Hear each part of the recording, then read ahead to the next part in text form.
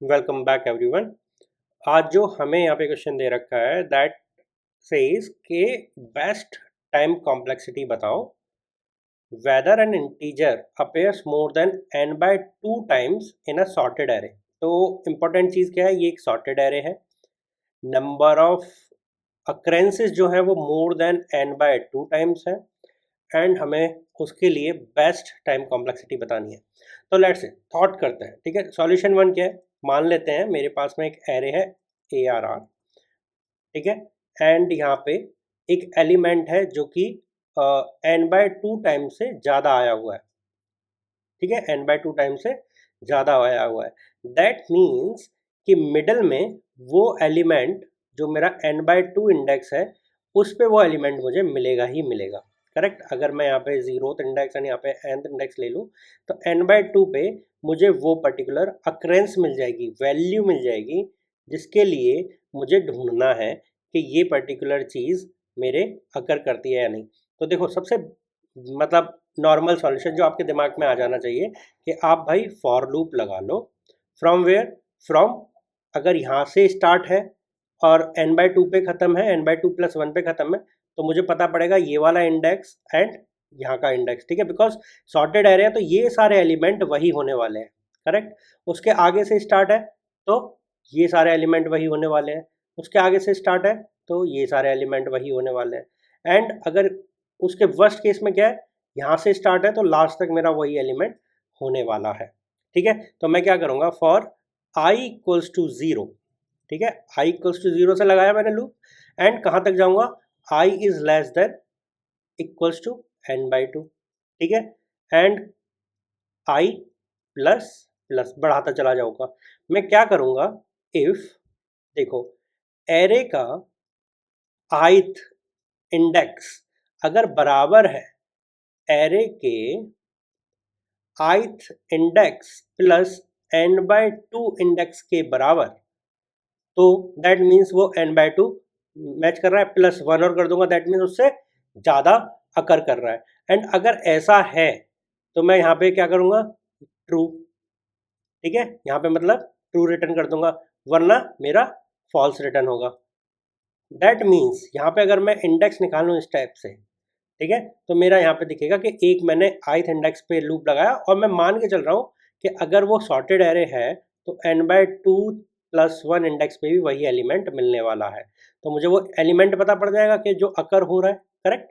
And मैं loop कहाँ से कहाँ तक लगा रहा हूँ, i इक्वल्स टू 0 से लेके i equals to n by 2 तक लगा रहा हूँ। दैट मीन्स कि मेरा जो ऑर्डर है वो ऑर्डर ऑफ n है। गॉट इट, क्या ऑर्डर है, ऑर्डर ऑफ एन।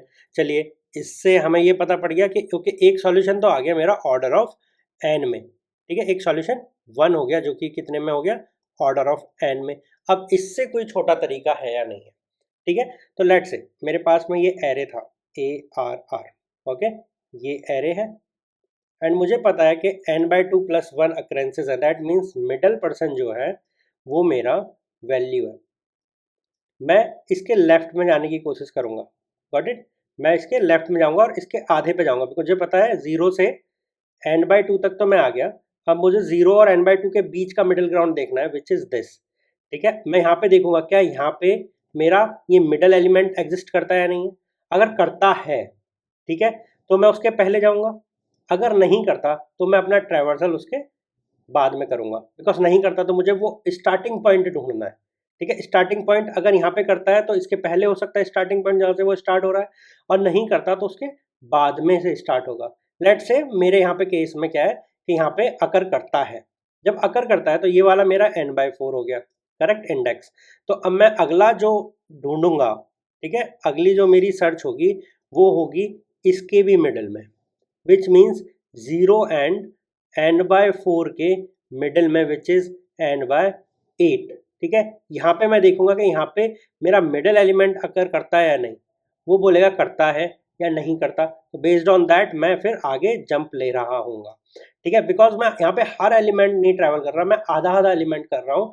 तो यहाँ पे जो मेरी लास्ट में कंपेरिजन होगी वो ये होगी कि भाई जहाँ से स्टार्टिंग है इस मिडिल एलिमेंट की, जहाँ से स्टार्टिंग है, लेट से मुझे पता पड़ा कि भाई n बाय 8 पे स्टार्टिंग है, इस मिडिल एलिमेंट की, तो मैं n/8 में प्लस करूंगा कितने नंबर, n/2 + 1।